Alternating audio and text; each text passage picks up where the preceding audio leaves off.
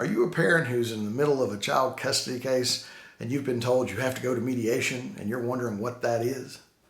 My name is Patrick Slaughter. I'm with LaFevor and Slaughter, and I'm happy to tell you mediation is described as an alternative dispute resolution process. What that really means is that prior to being able to get in front of the judge, there are certain state laws that say you have to first go to mediation.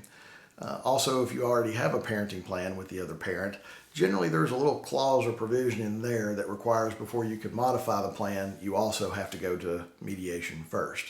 Generally, it's a way for our legislature to try to resolve some cases before everything has to be heard by a judge because, frankly, there's more cases than there are judges. So what is it? Well, mediation is what you make of it, and it can be a great opportunity to resolve some, if not all, of your case.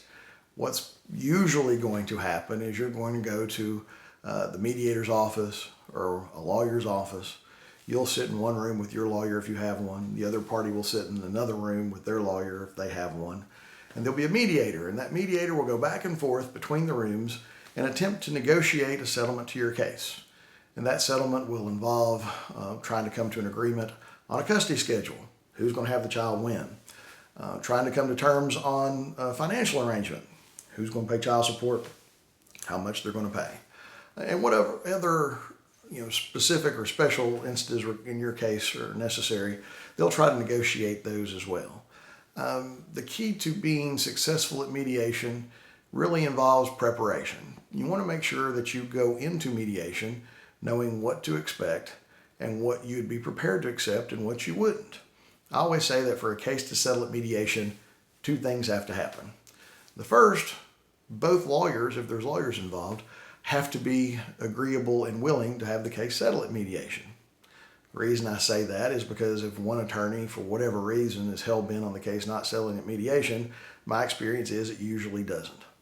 So you have to make sure if your attorney is representing you that you get a fair assessment. Hey, is the other attorney willing to settle at mediation? If not, then there's other things you may want to pursue.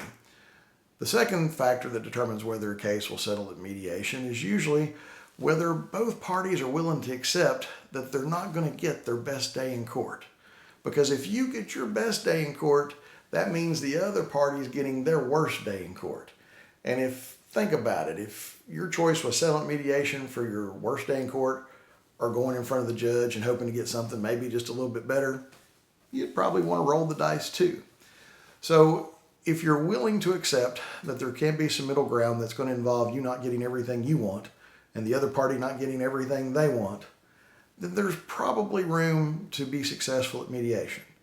Now, the other side of this too is you don't have to resolve everything at mediation.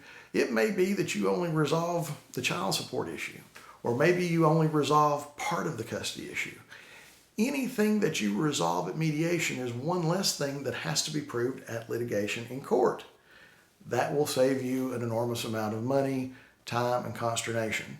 So sometimes at mediation, we'll only resolve part of the issue, and then we only have to litigate other things later.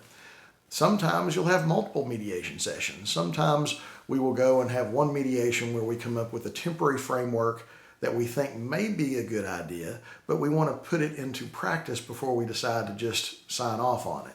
So we'll go to one mediation session, we may come up with a schedule, then we'll give it a period of time, a month or two, maybe 3, and see how that works. And assuming things work, or maybe if they don't, then we'll agree to come back to mediation for a second mediation session so we can maybe tweak that plan or just say, hey, that don't work at all.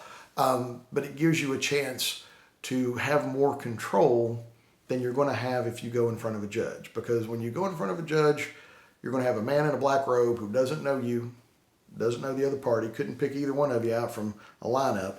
And in a day or two, they're going to make decisions about how you're going to spend your life with your children. So the more control you have over it, the more likely you're going to come up with a better arrangement that both of you can live with.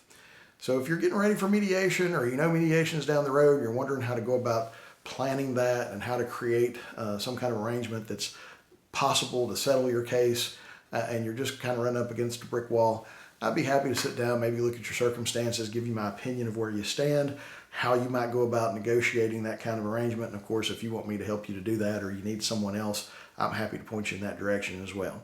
But the big thing to take away from this is make the most out of mediation. It doesn't have to be some scary, intimidating process. Use it to your benefit and the benefit of your child.